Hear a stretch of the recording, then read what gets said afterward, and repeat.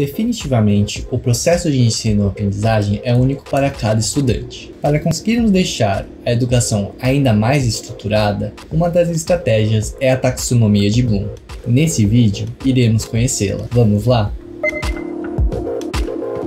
Olá, meu nome é Luiz Felipe Ogal, sou analista de conteúdo da Saraiva Educação e nesse vídeo vamos falar sobre a taxonomia de Bloom. A taxonomia de Bloom, também conhecida como a taxonomia dos objetivos educacionais, é uma estratégia educacional definida por uma hierarquia de objetivos para o ensino e para o aprendizado. Ela foi desenvolvida nos anos de 1950 pelo psicólogo e educador Benjamin Bloom, com auxílio de pesquisadores em diversas universidades norte-americanas. A hierarquia para a divisão dos objetivos de aprendizagem previa 3 domínios: o cognitivo, o afetivo e o psicomotor, sendo o cognitivo o principal e o mais trabalhado dentre eles. Em cada um desses domínios, os objetivos educacionais eram classificados por uma pirâmide que previa diferentes níveis de aprendizado. Dessa forma, o princípio norteador era que o aluno percorresse as diferentes fases dessas pirâmides, completando ciclos de aprendizado. Para passar para o nível seguinte, o estudante deveria dominar o nível em que se encontrava e assim, sucessivamente, garantindo uma educação mais consistente. E para que serve a taxonomia de Bloom? Bom, o principal objetivo é o desenvolvimento de uma educação mais completa para os alunos e fazer com que eles também assumam um papel mais ativo em seu aprendizado. Dessa maneira, a divisão em domínios propicia diferentes oportunidades educacionais. Cada vez mais, coordenadores e educadores buscam incluir em suas propostas pedagógicas estratégias cientificamente comprovadas que visam humanizar e ampliar o acesso a alunos para diferentes tipos de conhecimento. Além disso, a taxonomia de Bloom é um fator determinante para a construção de planos de aula. Qual a estrutura da taxonomia de Bloom? Bom, como já falamos, ela é dividida em 3 domínios: o cognitivo, o afetivo e o psicomotor. Em cada um deles existem níveis da pirâmide, dos níveis mais simples aos níveis mais complexos. Portanto, aqui iremos dissecar exatamente nessa ordem. No domínio cognitivo estão as etapas de aprendizado de conteúdo do aluno. Ele visa organizar os objetivos educacionais e é dividido em 6 níveis diferentes, aqui representados da base da pirâmide até o topo. Primeiro vamos ter o conhecimento. O aluno pode reconhecer ou lembrar de conteúdos previamente discutidos, tais como dados, fatos, regras, critérios e classificações. Nesse nível, ele não precisa entender o que esses conteúdos significam. Depois temos a compreensão, que diz respeito à habilidade de interpretar, relacionar, comparar, organizar fatos e pensamentos trabalhados em sala de aula. Depois temos a aplicação. Nesse nível, o aluno coloca em prática o conhecimento adquirido, como na resolução de problemas e na utilização das informações em outros contextos. Depois temos a análise, que faz referência à habilidade de processar e examinar informações em partes, criando relações entre elas. Além disso, esse nível foca em saber interpretar evidências, motivos e causas, criando uma base que justifique afirmações genéricas. Depois temos a síntese, que é o momento em que o estudante pode categorizar, modificar e relacionar informações diversas em torno de um mesmo conhecimento. É nesse nível que ele aprende a juntar partes para formar um todo. Por fim, temos a avaliação, que é a capacidade de exprimir julgamento, ter opiniões, questionar, ter critérios para analisar as informações recebidas. Esse é o domínio cognitivo. Indo agora para o domínio afetivo, o objetivo educacional é conferir ao estudante habilidades socioemocionais necessárias para a sua formação. Aqui ele aprende a interagir em um nível individual com a informação recebida. Os seus estágios são: primeiro, recepção. Em primeiro lugar, o aluno adquire consciência de suas emoções e suas ações.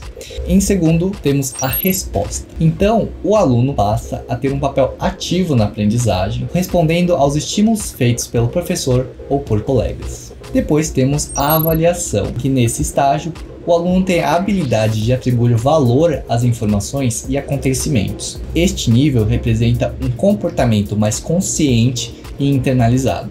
Depois temos a organização. Com todos os níveis anteriormente completos, esta é a fase da pirâmide em que o aluno pode comparar e relacionar as informações, priorizando aquelas que considera mais importantes. Por fim, temos a caracterização, em que o aluno se torna consciente de que o aprendizado de determinada informação faz parte de quem ele é. Aqui, suas características pessoais passam a ser mais nítidas. Além disso, são construídas crenças que influenciam o seu comportamento.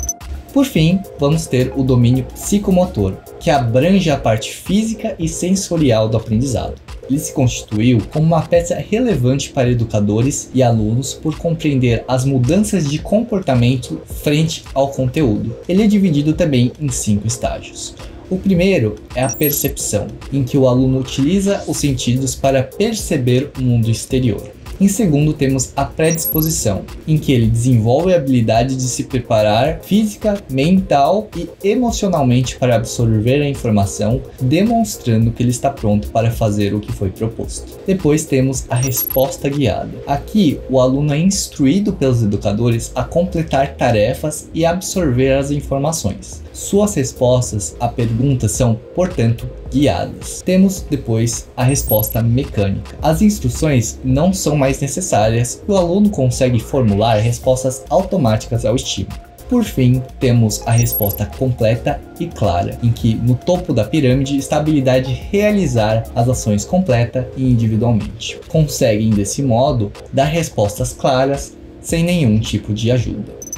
Conforme iremos ver logo mais, tivemos na taxonomia de Bloom 2 mudanças, uma em 2001 e outra em 2009. Mas antes de checá-las, dê uma conferida aqui no nosso blog a respeito da publicação que preparamos especialmente para você. Também compartilhe e curta esse vídeo.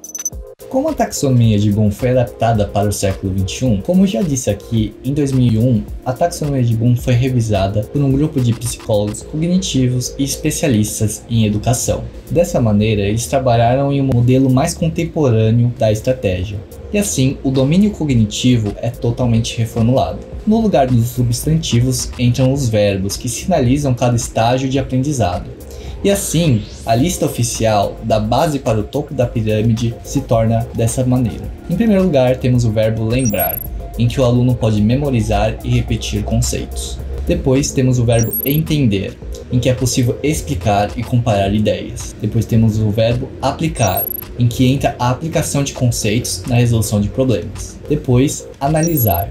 O aluno pode conectar ideias, levantar hipóteses e conduzir experimentos. Depois temos o sintetizar, em que, com o conhecimento adquirido, o aluno tem a habilidade de justificar e avaliar os pontos de vista relacionados. E por fim, temos o verbo criar, em que o estudante adquire a habilidade de formular e trazer novas ideias para a discussão.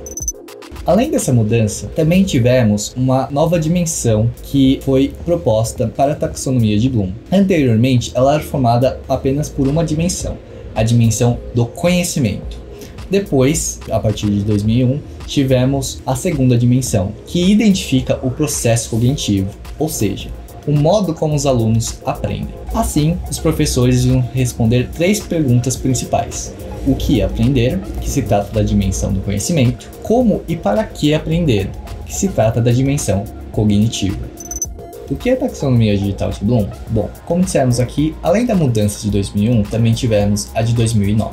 Com o avanço da tecnologia e da internet e de outras mudanças, o educador Andrew Curtis propôs, neste ano, a taxonomia digital de Bloom. Esse novo formato se utiliza tanto dos avanços feitos pela revisão da taxonomia em 2001, quanto também soma-se a eles a utilização das tecnologias da informação e comunicação na educação, também conhecidas como TICs, que já vinham sendo aplicadas para aprimorar a sua forma online.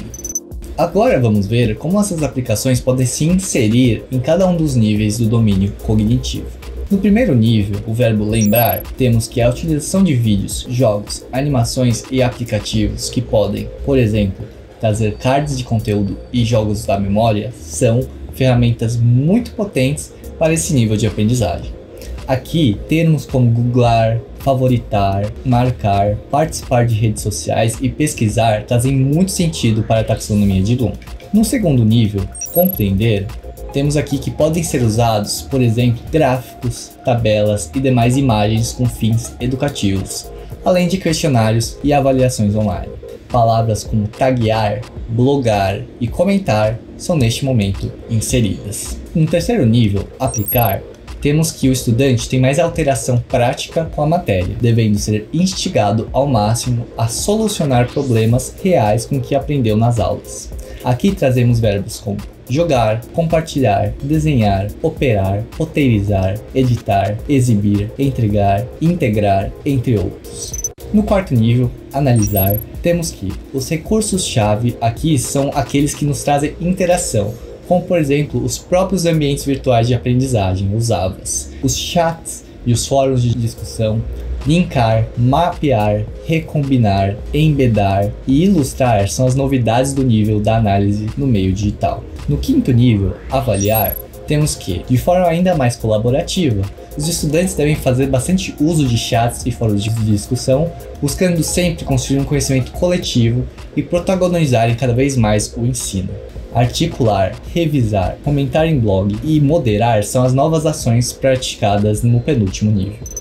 Por fim, temos o nível criar, em que editores de imagem, podcasts, editores e aplicativos de hospedagem de vídeos e entre outros são ótimas ferramentas que contribuem para o conhecimento e a criatividade do estudante para que sejam postos em prática. Palavras como blogar, gravar, tweetar, mixar, programar, upar, animar e filmar se inserem aqui como possibilidades para o processo de criação do aluno. Por fim, passaremos por duas perguntas de forma bem rápida, mas que você pode conferir com mais detalhes no post do nosso blog. Então vamos à primeira delas. Quais são as vantagens da taxonomia de Bloom?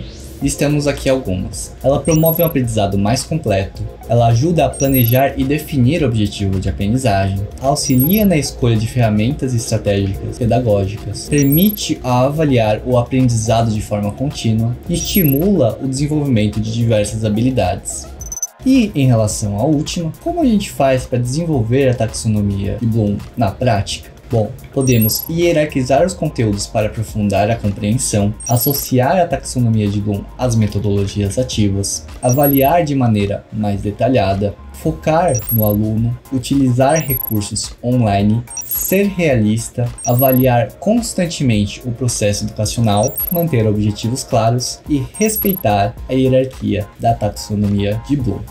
Como já falei, você pode conferir a nossa publicação no nosso blog, e lá você também irá encontrar um e-book sobre as tendências para o ensino superior e um vídeo sobre como aplicar as metodologias ativas.